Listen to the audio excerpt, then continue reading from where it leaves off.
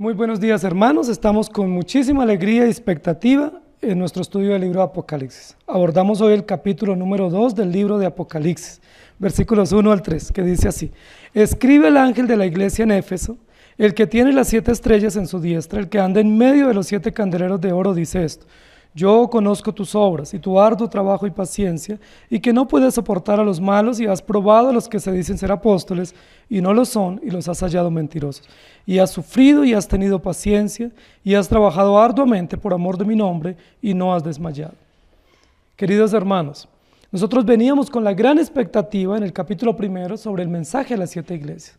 El libro de Apocalipsis, en su estilo gramatical, en su redacción, tiene una gran capacidad de generar expectativa en los lectores. Capítulo 1 nos generó una gran expectativa, primero hablando, versículo número 4 del capítulo 1, las 7 iglesias que están en Asia. Y cualquier lector desprevenido diría: ¿cómo así que 7 iglesias en Asia si hay muchas más? Pero luego más adelante en el versículo 11 dice: a las 7 iglesias que están en Asia, y las menciona por nombre. Una historia progresiva, se va ampliando los datos y nos va cerrando la puerta para la especulación o para la imaginación. Y luego en el versículo número 20 ya comienza a decir esos 7 candeleros que se vieron anteriormente. En el versículo número 12 y 13 se refieren a las 7 iglesias, y las 7 iglesias son las que están estipuladas en el versículo número 11. Ahora comenzamos en detalle cada una de esas iglesias, y va a usar el libro de Apocalipsis el mismo orden que se presentó en el versículo número 11. Es interesante el orden, porque el orden hace parte del carácter de Dios, ¿sí? No dice escribe de cualquier manera y organízalo como tú quieras. Juan no tiene la oportunidad de a su arbitrio determinar cómo va a mandar las cartas a las iglesias. Las tiene que mandar en el mismo orden en que recibió la visión y en que el Espíritu Santo le está dando a conocer. Y en su orden, la primera en la ruta que se va a establecer es Éfeso. Escribe la iglesia de Éfeso. Y Éfeso es una ciudad supremamente importante, no solo para el mundo contemporáneo, en ese lugar de Asia, sino también es muy importante para la historia bíblica. Es la mayor ciudad de Asia en ese momento. Es decir, es como la capital imperial de Asia Menor, es la ciudad principal, es un centro de administración del Imperio Romano, es una gran provincia de desarrollo del imperio, de culto al imperio. Fue una ciudad construida en el siglo XI antes de Cristo, es decir, es una ciudad antigua, es una ciudad muy importante, dotada de un gran puerto y de un terreno muy fértil. Tiene una industria floreciente y es un gran centro comercial de Asia Menor. Es una ciudad bien importante. Claro, por supuesto, si la comparamos con nuestras ciudades hoy, pues no tiene la población que tienen nuestras grandes ciudades hoy, pero para el momento histórico era una ciudad muy importante. Tenía varios nombres que se le reconocían, y eso es un dato que cualquier ciudad tiene, ¿cierto? Cualquier ciudad tiene sus nombres o sus eslogan, como la reconocen. En ese momento a Éfeso se le llamaba la ciudad cambiante. Es decir, una ciudad que fácilmente, por ser una ciudad cosmopolita, se adaptaba a los diferentes desafíos de las épocas y de las circunstancias. Pero esa capacidad de adaptación o de cambio a las diversas circunstancias también representaba un gran peligro y una amenaza para la ciudadanía y para la moral. La ciudad de Éfeso era también llamada la guardiana del templo de la Gran Madre. Y es un eslogan muy interesante, muy llamativo, porque era la guardiana del templo de la diosa Diana que había en Éfeso. Es decir, era una ciudad muy dedicada a la idolatría, muy dedicada al culto de una deidad femenina, y también era llamada o considerada la primera metrópoli de Asia, es decir, la primer gran ciudad de Asia Menor. Eso nos ayuda a entender un poco cómo Éfeso era reconocida y por qué se da en su orden el mensaje en primer lugar a ella. La iglesia de Éfeso era muy famosa, la ciudad de Éfeso fue muy famosa por su templo a la diosa Diana, ¿sí? La diosa Diana de los Efesios era una de las grandes maravillas del mundo antiguo. Se cree que era un templo muy amplio y muy famoso y muy lujoso, y también fue muy importante Éfeso por sus teatros. Dice que tenía teatros famosos con gran capacidad, especialmente para unos 50,000 espectadores. y era pues un templo, un teatro con mucha capacidad porque se consideraba que en esa época la ciudad debería tener unos 200.000 habitantes. Y para unos 200.000 habitantes un teatro para 50.000 personas pues sería casi desproporcionado, ¿sí? Pero eso le hacía famosa porque era una maravilla para la cultura y para las asambleas y también para la persecución de los creyentes. La iglesia de Éfeso fue fundada en el año 52 después de Cristo por el apóstol Pablo en su segundo viaje misionero. Y fue constituido, por ser también la ciudad importante, fue constituido el primer centro de predicación en Asia Menor. Es decir, la iglesia también recobra una gran importancia, porque no solo se establece y se funda, sino que se desarrolla a partir de ahí como un centro de difusión o un centro de operaciones o un centro de misiones para alcanzar las otras ciudades de Asia Menor. Pablo visitó a Éfeso en su segundo viaje misionero y también dejó allí a Priscila y Aquila como misioneros. Recordamos a Priscila y Aquila, grandes hombres, compañeros y colaboradores en la extensión del evangelio, misioneros y solidificadores de las iglesias, y ayudaban en el discipulado, estuvieron en Éfeso. Durante su tercer viaje misionero, Pablo se quedó en Éfeso por lo menos por 3 años,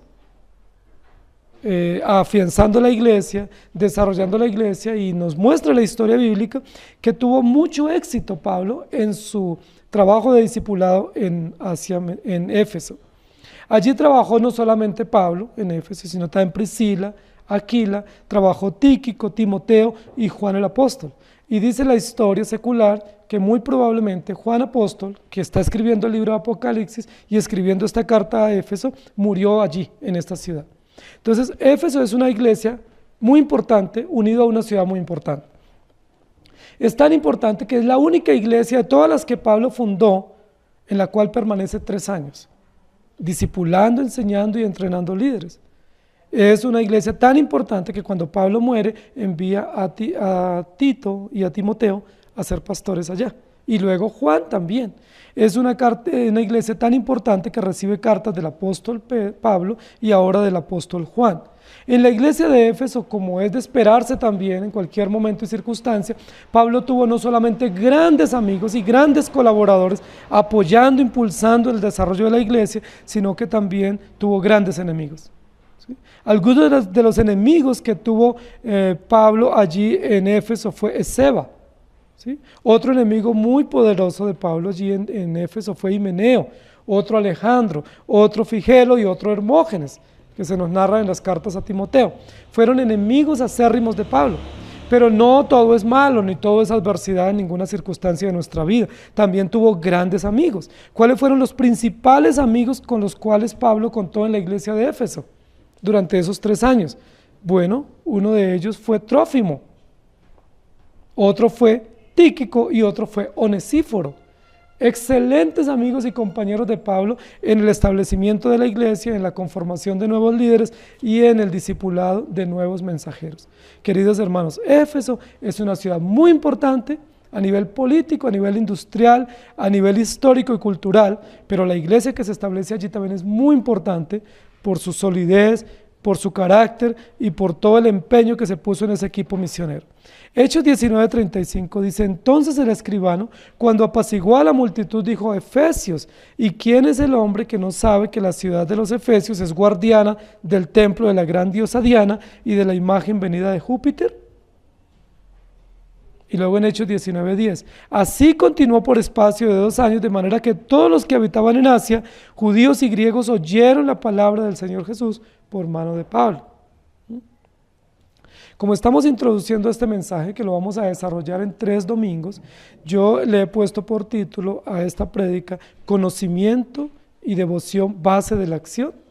Es decir, ¿cuál es la base de la acción de un creyente de una iglesia? ¿El conocimiento o la devoción?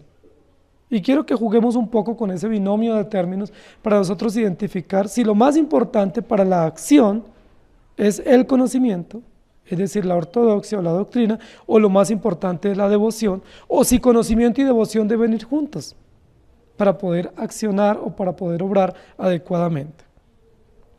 En primer lugar, yo quiero que nosotros consideremos el versículo número 2. No nos vamos a detener en el versículo número 1 por una obvia razón, porque ya nosotros hemos hecho énfasis en esto. Dice, escribe al ángel de la iglesia en Éfeso. Tercera oportunidad que se le encarga o se le comisiona a Juan escribir.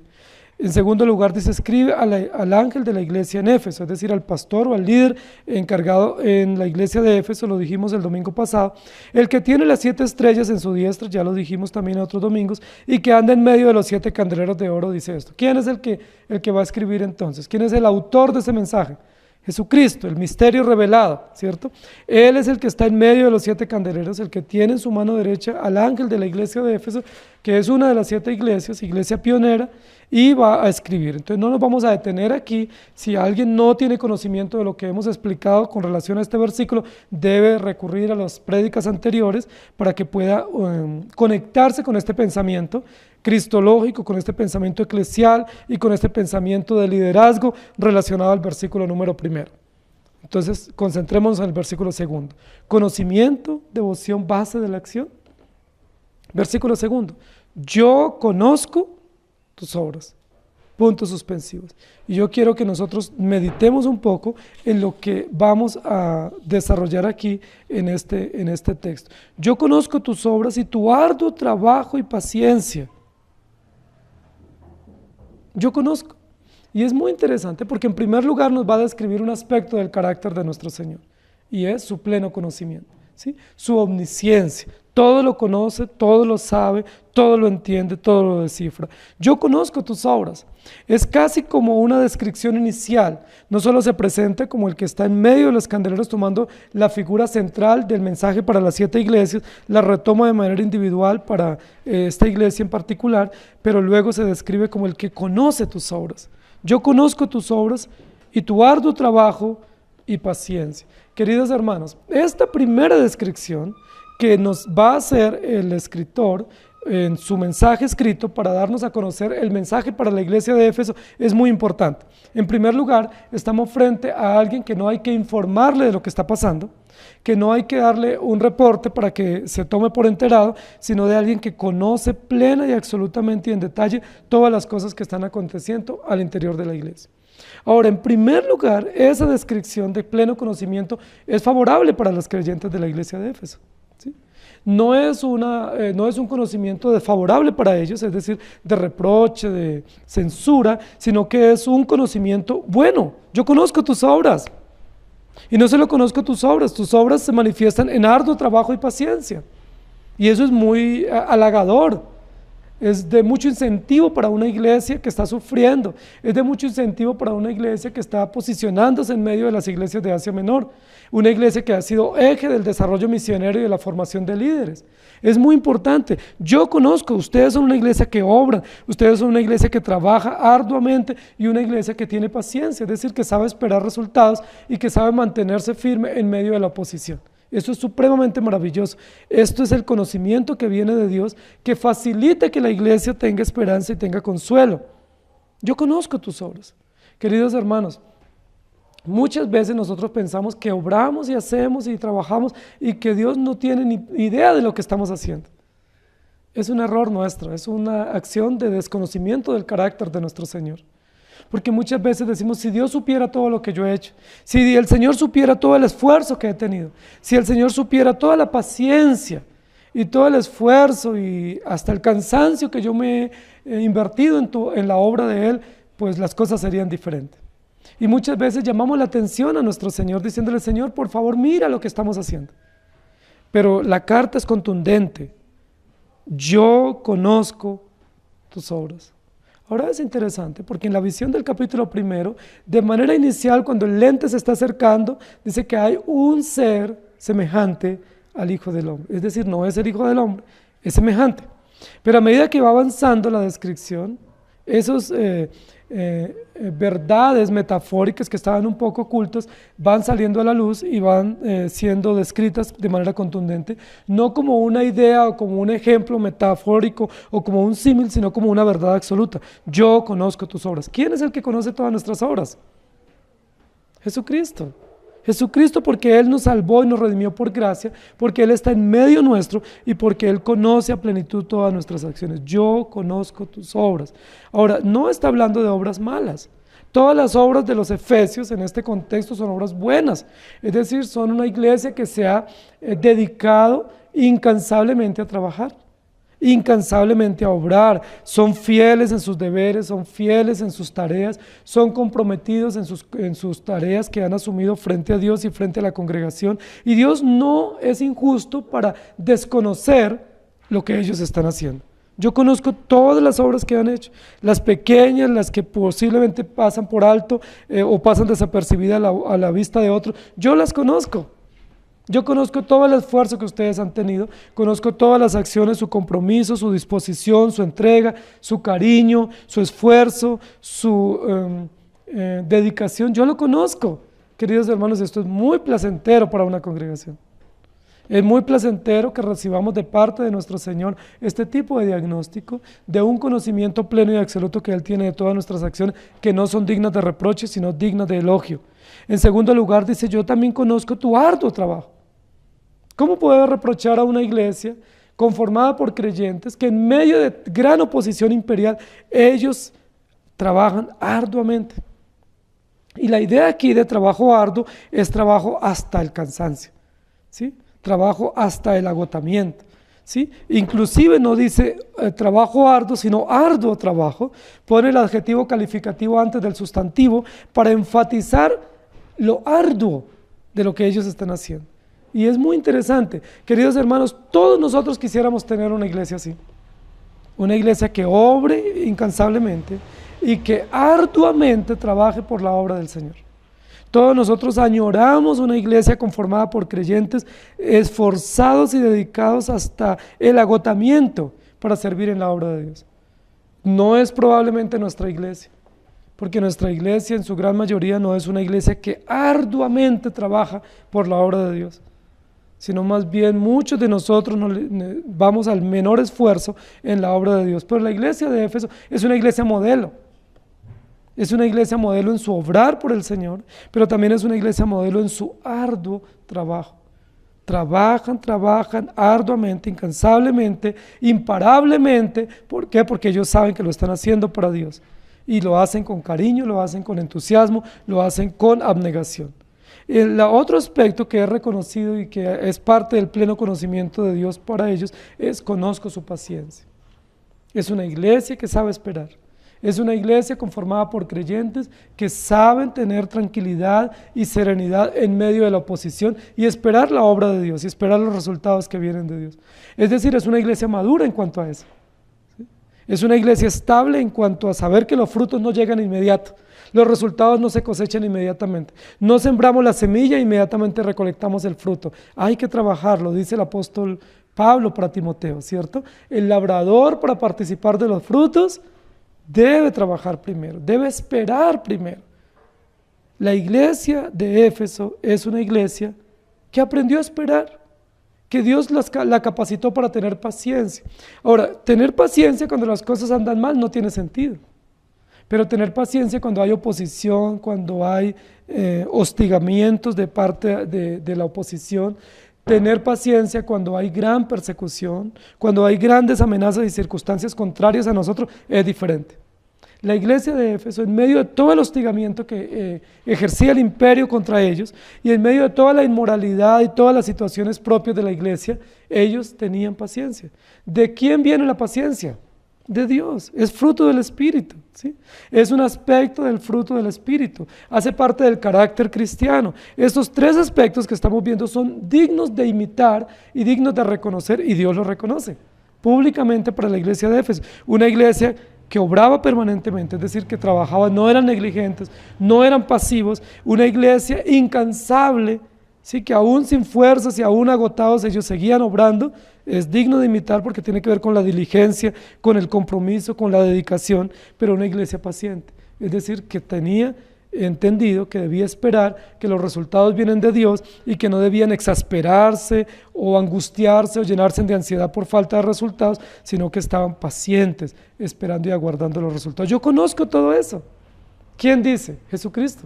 Jesucristo, el misterio revelado, dice, yo conozco todo esto. Yo conozco que ustedes son una iglesia paciente, yo conozco que ustedes son una iglesia que obra y una iglesia incansable en su trabajo, Queridos hermanos, ¿no les gustaría a ustedes que Dios dijera eso de nosotros? Maravillosa descripción, maravilloso diagnóstico de aprobación para una iglesia donde el mismo Señor que está en medio paseándose de los 7 candeleros y que tiene a ese líder en su mano, a ese pastor en su mano, diga: yo conozco, yo sé, estoy enterado de todo lo que hacen. He visto cada cosa, cada detalle, cada esfuerzo, cada abnegación de parte de ustedes para desarrollar la iglesia responsablemente y para el bienestar integral y espiritual de la iglesia. Es una actitud muy interesante. La paciencia es uno de los aspectos más importantes en esta triada de valores de la iglesia, porque implica resistencia en medio de la aflicción. Implica perseverancia en medio de la oposición. Este tipo de paciencia que nos está describiendo es la paciencia que nos lleva a resistir o a permanecer o a esperar en medio de cualquier oposición. Y no cualquiera de nosotros podemos hacerlo así. Solo el Espíritu Santo puede capacitar a los creyentes para que en medio de la peor oposición podamos resistir con paciencia, con tranquilidad, sin queja, sin reclamo, sin frustración, sino con ánimo y con esperanza y con consuelo. Yo conozco tus obras. Diagnóstico extraordinario de parte de Dios, aprobando la iglesia, reconociendo los valores que ellos tienen, la actitud que han tenido y lo singular de su actitud. Es una actitud singular, que en medio de la oposición ellos estén pacientes, que en medio de toda la persecución ellos sigan trabajando incansablemente y que en medio de todas las obstinaciones del imperio y del emperador ellos sigan obrando por causa de Dios y para la gloria de Dios. Es digno de imitar. Hebreos 6:10 dice: porque Dios no es injusto para olvidar vuestra obra y el trabajo de amor que habéis mostrado hacia su nombre, habiendo servido a los santos y sirviéndoles aún. Y esta es una clara descripción. Dios no es injusto. Queridos hermanos, absolutamente nada de lo que podamos hacer para Dios, Dios lo va a olvidar o lo va a pasar por alto. Y eso es algo extraordinario. Si todo lo que podamos hacer, cosas pequeñas o grandes, visibles o no, públicas o no, Dios las tiene presentes y las honra y va a premiar a su pueblo que obra consecuentemente a lo que Él ha determinado. Hebreos 10, 32 al 34. Pero traed a la memoria los días pasados, en los cuales después de haber sido iluminados, sostuvisteis gran combate de padecimientos.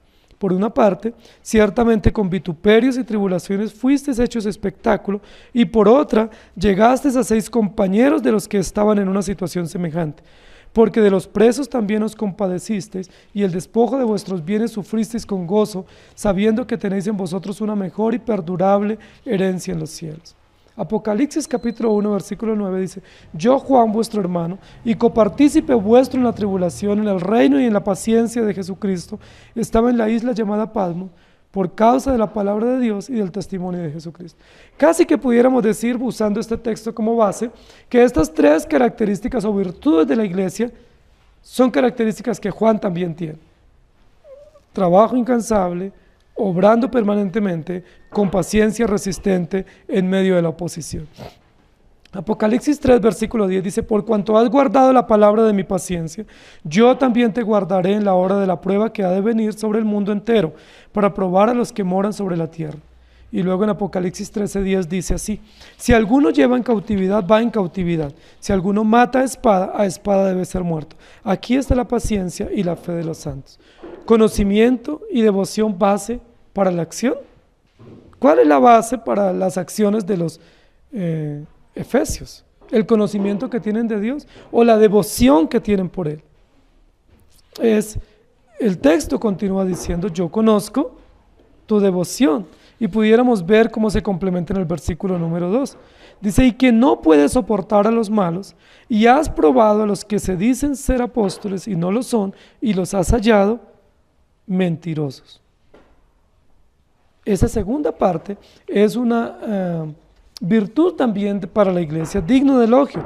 Dice: no solamente conozco tus obras, conozco tu arduo trabajo y tu paciencia, sino que también conozco tu devoción, tu celo.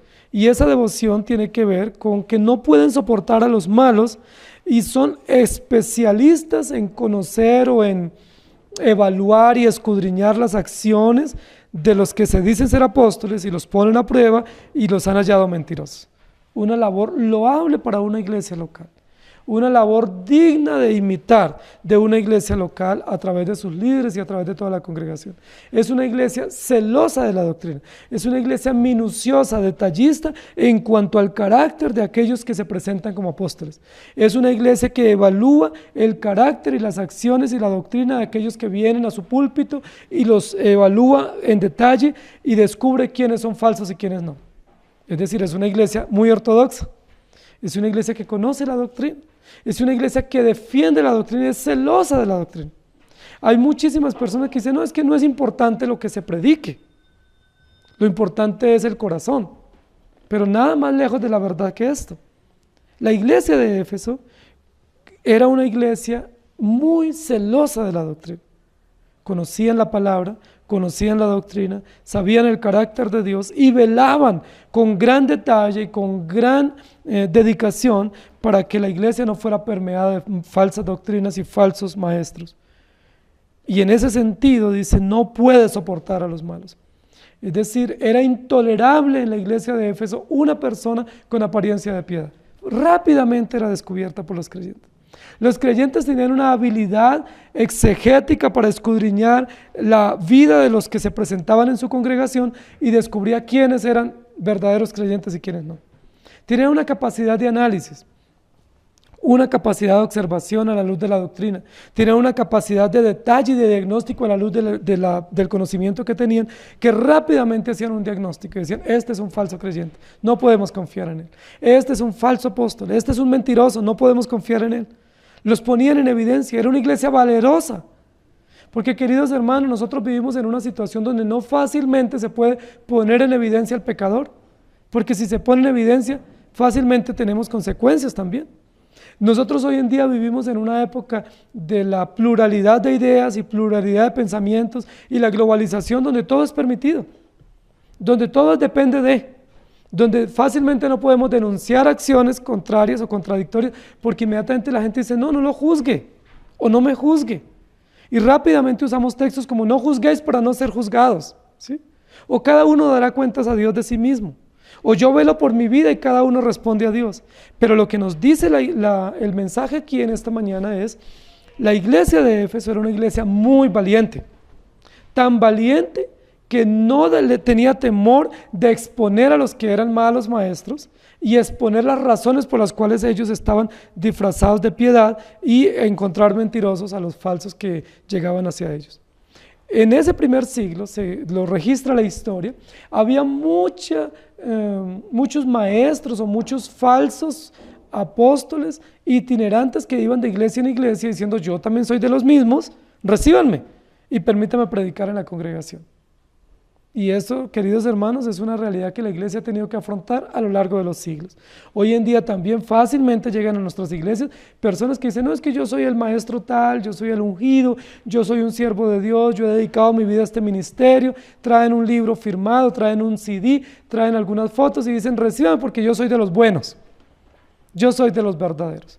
Y muchas veces nosotros como iglesia no tenemos la capacidad de discernimiento, ni la capacidad de análisis para descubrir si realmente esas personas que llegan a nuestra congregación son verdaderos creyentes traídos por el Espíritu Santo o son lobos encubiertos, ¿sí? O son falsos maestros o son mentirosos y engañadores que se dicen ser, pero no son. Ahora es interesante porque acá habla de los que se dicen ser apóstoles. Si nosotros concordamos en que el libro de Apocalipsis fue escrito al final del primer siglo, es decir, año 95, 96 del primer siglo de esta era, nosotros podemos concluir que en esa época el único apóstol que estaba vivo de los 12 apóstoles era el apóstol Juan. Y como creemos que no hay sucesión porque la Biblia lo registra, entonces, ¿de qué presumían estos que llegaban?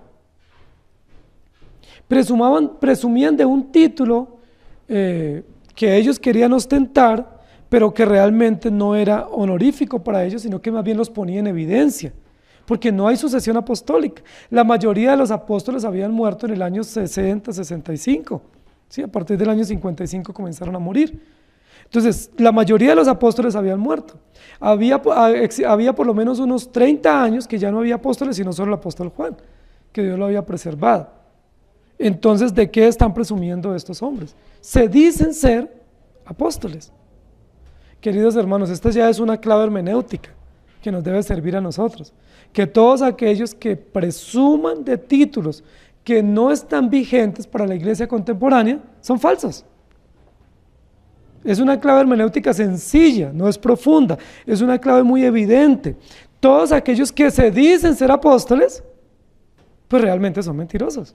¿Por qué? Porque no hay sucesión apostólica, porque no llama a Dios apóstoles hoy en día en el sentido estricto de la palabra, con autoridad canónica y con todas las implicaciones de los apóstoles que el Señor Jesús eligió para poner la base de la iglesia.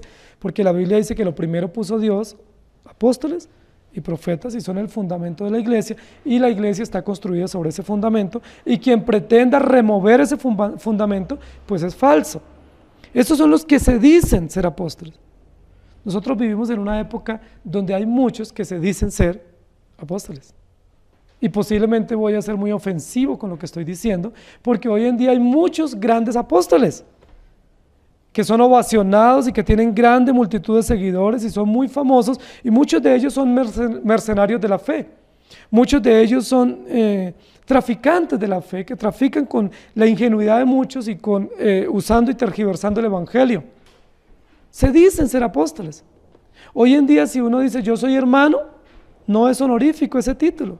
O si un ángel de la iglesia dice yo soy pastor o soy siervo de Dios, eso es un título que no vende y que no honra. ¿Cuál es el título más honroso hoy en día? Ser apóstol.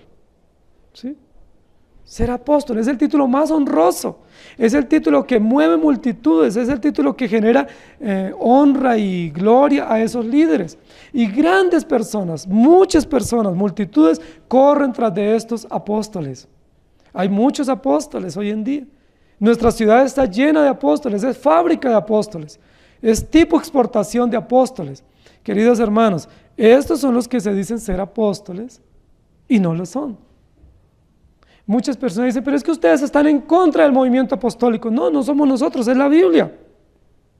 Nosotros no estamos en contra de nada ni de nadie.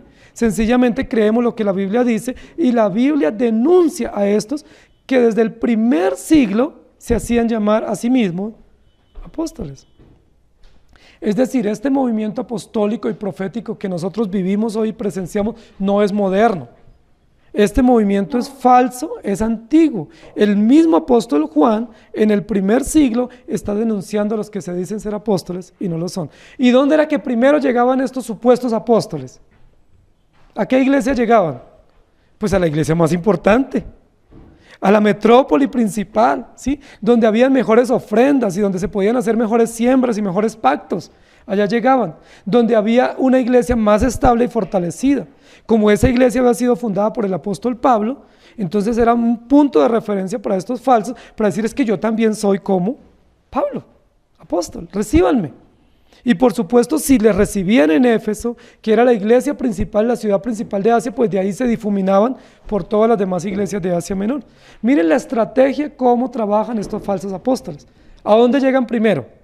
A la ciudad principal, a las iglesias principales, donde hay más ingenuos y donde pueden recibir mejores beneficios económicos, engañando a otros. Y es igual el modus operandi de estos falsos profetas contemporáneos.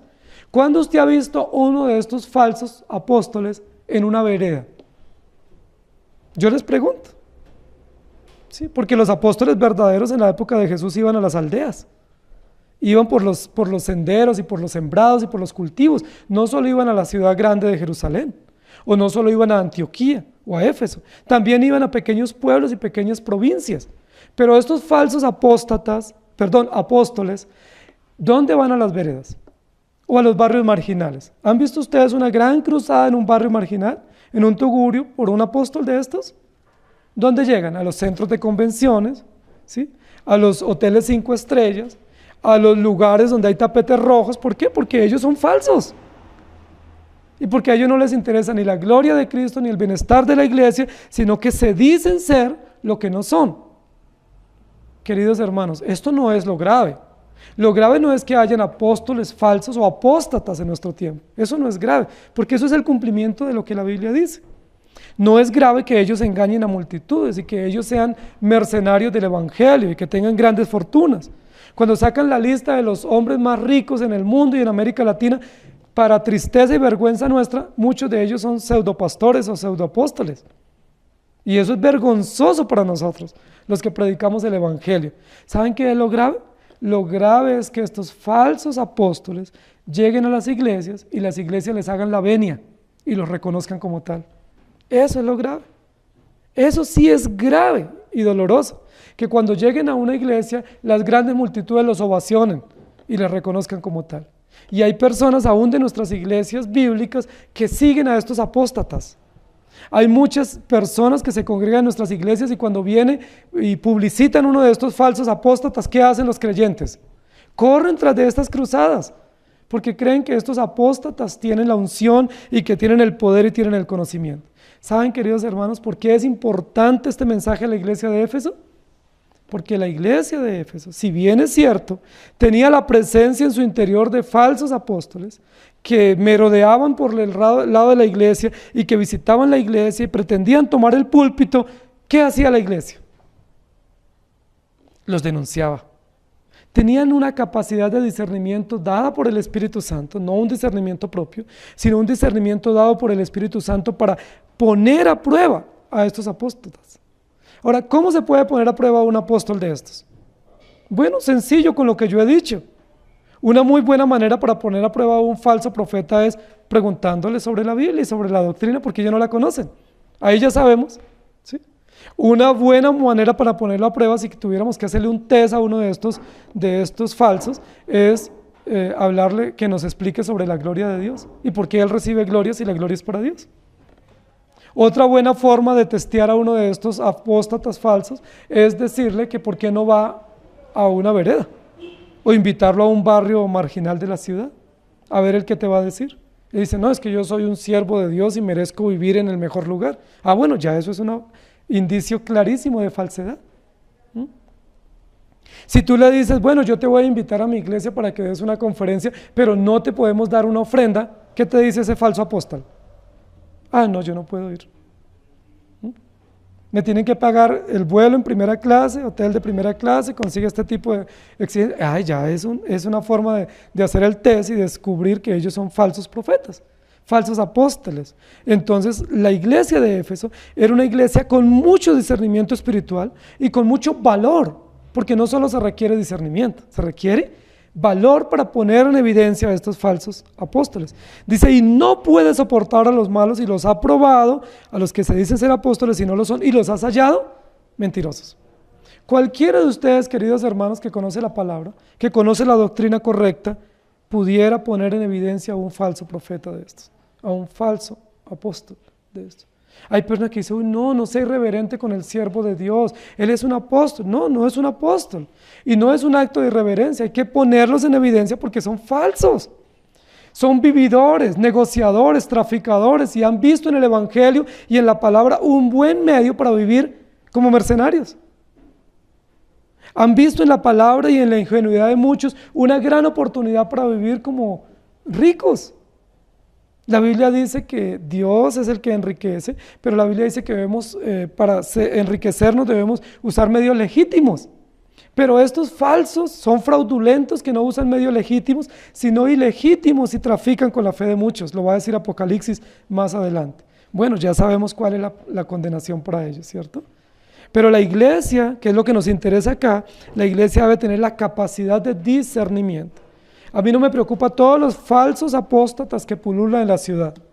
A mí me preocupa es que la iglesia no tenga la capacidad de discernimiento para poder descubrir o discernir qué es verdad y qué es error en la presentación de la doctrina y en el carácter.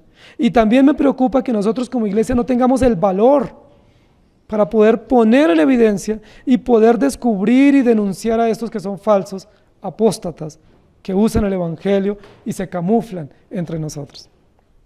La iglesia tenía ese conocimiento y Dios los honra y los elogia. Dice, yo conozco su devoción. ¿Cómo se muestra la devoción? En poder discernir los falsos que estaban entre ellos y poder poner en evidencia y también tener el valor, el coraje, la actitud para decir, ellos están obrando mal, sus acciones son malas y no deben estar entre nosotros. Dice la historia que muchísimas personas, aún de entre los sirios, llegaban a la iglesia de Éfeso y los efesios los rechazaban, porque eran falsos. Es decir, no les decían hermanos, no los recibían en la comunidad de los creyentes. Nosotros hoy en día tenemos un falso concepto de iglesia y es todo el que llegue tenemos que recibirlo y abrirle las puertas y tenerlo como hermano y darle todos los beneficios. Pero la Biblia nos registra y nos da una advertencia y es: debemos poner a prueba a los que vienen entre nosotros. ¿Cómo los ponemos a prueba? Evaluando su conocimiento bíblico, evaluando su carácter bíblico, evaluando su moral bíblica y descubriendo si realmente son creyentes genuinos o son oportunistas que vienen entre nosotros. Queridos hermanos, probablemente a nuestra iglesia no han llegado apóstoles de esos de renombre internacional. Bueno, y por acá no van a llegar a este tipo de barrios y a este tipo de edificación. Pero ¿sabe qué vienen? A veces vienen personas con el ánimo de robar a los creyentes, de sacar dineros prestados de muchos y no pagar. A veces vienen personas con el ánimo de enamorar a las jóvenes de las iglesias. En cualquiera de nuestras iglesias pueden llegar. ¿Qué carácter debemos tener toda la iglesia? De discernir la actitud del que llega y de denunciarlo y a tomar cuidado para ser protegidos. La iglesia de Éfeso era una iglesia de discernimiento, una iglesia valerosa, una iglesia con muchísima devoción, con celo y con cuidado especial por la doctrina. Hechos 20, 29 al 30 dice: porque yo sé que después de mi partida entrarán en medio de vosotros lobos rapaces que no perdonarán al rebaño, y de vosotros mismos se levantarán hombres que hablen cosas perversas para arrastrar tras sí a los discípulos. Ese discurso lo dio Pablo en la iglesia de Éfeso. Interesantísimo, ¿no? Se cree que más o menos en el año 55-60 Pablo dio ese discurso en la iglesia de Éfeso y les dijo: yo sé que después de que yo me vaya entrarán lobos rapaces. Ahora, ¿qué está diciendo el apóstol Juan? Han venido muchos lobos rapaces, pero no vinieron vestidos de lobos. ¿Sabe cómo vinieron? Vestidos de apóstoles, con el ropaje espléndido y con apariencia de piedad de apóstoles falsos, y quisieron engañar al rebaño. Segunda de Corintios 11, 4 y 13. Porque si viene alguno predicando a otro Jesús que el que os hemos predicado, y si recibís otro espíritu que el que habéis recibido, u otro evangelio que el que habéis aceptado, bien lo toleráis. Porque estos son falsos apóstoles, obreros fraudulentos que se disfrazan como apóstoles de Jesucristo. Queridos hermanos, hay muchos disfrazados hoy como apóstoles. Segunda de Corintios 3:1. ¿Comenzamos otra vez a recomendarnos a nosotros mismos? ¿O tenemos necesidad de algunos de cartas de recomendación para vosotros? ¿O de recomendación de vosotros? Y luego en segunda de Corintios 12:12. Con todas las señales de apóstol han sido hechas entre vosotros en toda paciencia por señales, prodigios y milagros. Conocimiento y devoción base para la acción. Yo conozco tus obras, yo conozco tu devoción, y en tercer lugar, yo conozco tus acciones. El versículo número 3 dice: y has sufrido, y has tenido paciencia, y has trabajado arduamente por amor de mi nombre, y no has desmayado. La sección que estamos estudiando hoy concluye con esa parte, que es como una ampliación o continuación de lo que se describió en el versículo número 2. Y has sufrido. Usa el conector, que es uno de los conectores de las conjunciones principales en el libro de Apocalipsis. Y has sufrido, y has tenido paciencia, y has trabajado arduamente por amor de mi nombre, y no has desmayado. 4 veces se repite ese mismo término para conectar todo y decir que todo es un conjunto. Es decir, mientras ellos obran, han sufrido. Y mientras obran, han resistido, y mientras obran han trabajado incansablemente, y mientras tanto no han desmayado. Es decir, todo es un conjunto, y es interesante esta actitud de conjunto en la iglesia de Éfeso, porque fácilmente yo trabajo, pero si trabajo no sirvo, ¿cierto? O si hago esto no hago lo otro, y nosotros somos muy duales en eso, y no tenemos la gran capacidad de poder expresar una actitud de conjunto, una actitud integral en nuestra fe. La iglesia de Éfeso tenía una gran capacidad dada por Dios de poder trabajar, pero mientras trabajaba afrontaba sufrimiento. Ellos no decían, bueno, vamos a trabajar, pero si venía el sufrimiento, bueno, hasta aquí, como muchas veces podemos hacerlo nosotros, ¿sí? Ellos no decían, bueno, vamos a obrar, pero en el momento en que vino la persecución, no resistieron. No, todo se iba dando en conjunto, no abandonaron lo uno, pese a que esas situaciones loables del versículo número 2 les traían como consecuencia, como resultado, sufrimiento, dolor y cansancio o debilidad. Pero frente a todo eso ellos habían mantenido la firmeza en el sufrimiento, se habían mantenido arduos en el trabajo y se habían mantenido firmes sin desmayar. De esa manera, estas acciones de los hermanos en la iglesia de Éfeso son dignas de reconocer. El Señor Jesucristo las reconoce. No solo reconoce lo que han obrado conforme a las demandas del Evangelio, sino que el Señor Jesús reconoce lo que han sufrido. Queridos hermanos, esta es una verdad extraordinariamente hermosa y nuevamente voy a recordar el tema de los falsos apóstoles que se presentan entre nosotros. Porque los falsos apóstoles quieren obrar y tener beneficios favorables sin sufrimiento. Y ese es un indicio clarísimo de mala doctrina. Un indicio clarísimo de mala fe es querer obrar y que me vaya bien sin asumir las implicaciones de ese obrar. Pero el texto es clarísimo. Versículo número 2 dice, yo conozco tus obras. Versículo número 3, y has sufrido. Evangelio y sufrimiento son un binomio que van juntos en todo el contexto de la Escritura. No hay evangelio sin sufrimiento. No es que el evangelio genere sufrimiento.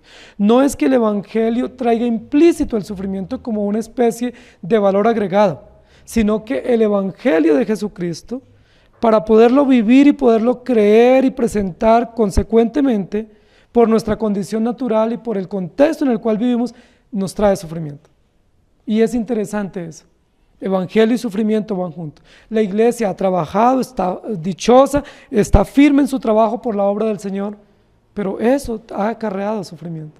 Queridos hermanos, ¿quién de nosotros en la fe del Evangelio, en lo que hemos caminado en el Evangelio, no hemos tenido tanto alegrías como tristezas? ¿Quién de nosotros en el Evangelio, en la permanencia y la militancia en la iglesia, no hemos tenido grandes alegrías, pero también grandes épocas y circunstancias de dolor, de aflicción, en los cuales hemos pensado que no vale la pena continuar?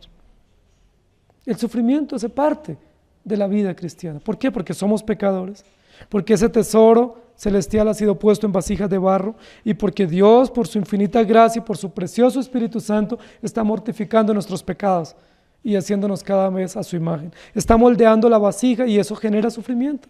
Has sufrido. Ese has tiene que ver con un verbo, ¿cierto? El verbo haber, ¿sí? Y eso significa que ellos han sufrido, es decir, permanentemente han sufrido, ¿sí? Es una acción permanente, es una acción continua. Mientras ellos obran, mientras ellos sirven, mientras ellos trabajan incansablemente, hay sufrimiento que no se puede separar de la acción propia de la gloria de Dios en nosotros. Queridos hermanos, no podemos pretender servir a Dios si no hay sufrimiento. Si usted solamente quiere tener los beneficios y no tener dolor y tener aflicción, usted no ha entendido el Evangelio. Si cuando la marea se pone alta, usted se angustia, se desespera y piensa salir corriendo, no ha entendido el Evangelio. Si cuando usted recibe solamente los halagos, se infla, pero no está preparado para recibir los reproches, usted no ha entendido el Evangelio. Si cuando viene el dolor y viene la adversidad, usted se siente tan agotado y tan frustrado y tan desanimado, es porque no ha entendido el Evangelio. Porque el entendimiento adecuado del Evangelio lo que nos permite es que en medio de lo uno vamos a vivir lo otro, pero no nos vamos a desanimar. Y como dice allí al final del versículo 3, no has desmayado. ¿Por qué? Porque los efesios habían entendido el Evangelio, que el Evangelio implicaba conocimiento, delicia, disfrute de las verdades eternas de Dios y de la presencia de Cristo, pero que el Evangelio también implicaba sufrimiento, dolor, aflicción y persecución. Has trabajado duro.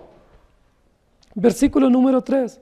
Has trabajado arduamente. Y esa es una expresión muy común entre nosotros, ¿cierto? Trabajo duro. ¿Sí? Está preparado para el trabajo duro, para el trabajo hasta el agotamiento. Los efesios estaban preparados. ¿Quién les había capacitado para trabajar hasta el agotamiento? El Señor Jesucristo. Porque muchas veces nosotros trabajamos un poco y necesitamos descanso.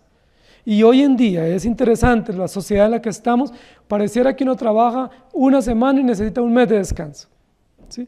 Muchas personas hoy en día están requiriendo grandes periodos de descanso. Vivimos en una época donde las personas se agotan y se cansan rápidamente. A veces uno solo pensando en que tiene que ir al trabajo se agota. A veces uno solo pensando en todo lo que tiene que hacer en el día termina agotado, pero no ha hecho nada aún. Vivimos en una sociedad donde el agotamiento es como una condición propia, un común denominador de los seres humanos, donde el cansancio, la fatiga, sin haber hecho nada. Ahora, los efesios trabajaban, obraban incansablemente y no se habían agotado. ¿Quién les dio las fuerzas para seguir? ¿Quién les dio las condiciones o el soporte para poder seguir en medio de ese trabajo duro? Nuestro Señor Jesucristo, que se pasea en medio de la iglesia y que tiene en su mano derecha al pastor de esta iglesia. Ellos trabajan duro, es un trabajo que incluye mente, corazón, que incluye emociones, es un trabajo que no solamente incluye desgaste físico, sino cuando habla trabajo de agotamiento incluye un componente emocional muy importante. No solo era un trabajo que implicaba acción física, ¿sí? o deberes físicos, sino era un trabajo que implicaba desgaste mental, era un trabajo que implicaba desgaste emocional, pero lo habían hecho con amor, lo habían hecho con perseverancia, lo habían hecho con diligencia y no habían desmayado. Ahora, ese reconocimiento o esa alabanza de que ellos habían trabajado arduamente, con gran resistencia en medio de la oposición y del sufrimiento, y con gran amor por el nombre del Señor, y no habían desmayado, es un elogio ¿para quién? ¿Para la iglesia de Éfeso o para aquel que se pasea en medio de los 7 candeleros? Si somos consecuentes con la doctrina y con la cristología bíblica, tenemos que decir que todas esas alabanzas no son para la iglesia, sino es un reconocimiento de la gloria de Cristo en medio de la iglesia, del cuidado fiel de Cristo por la iglesia, preservándola, cuidándola y sosteniéndola en medio de y a pesar de. Primera de Corintios 15:10 dice: pero por la gracia de Dios soy lo que soy, y su gracia no ha sido en vano para conmigo. Antes he trabajado más que todos ellos, pero no yo, sino la gracia de Dios conmigo.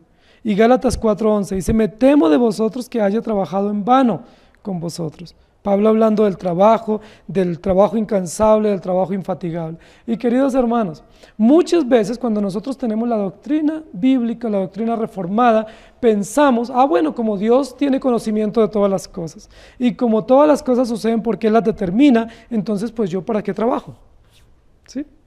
Esa es una conclusión que muchas personas han llegado. Como Dios va a salvar a los que Él ha determinado, pues yo no evangelizo. Como la salvación pertenece a Dios, yo no me esfuerzo. Como la iglesia Dios la sustenta, pues yo, viva como vivo, pues Dios va a cuidar de su iglesia. Nada más equivocado que eso, porque el apóstol Juan nos está recordando aquí que pese a que la iglesia es de Dios y Dios la gobierna y la dirige y que Él es soberano y cumple lo que Él ha determinado con fidelidad, pese a eso, los creyentes, ¿qué debemos hacer?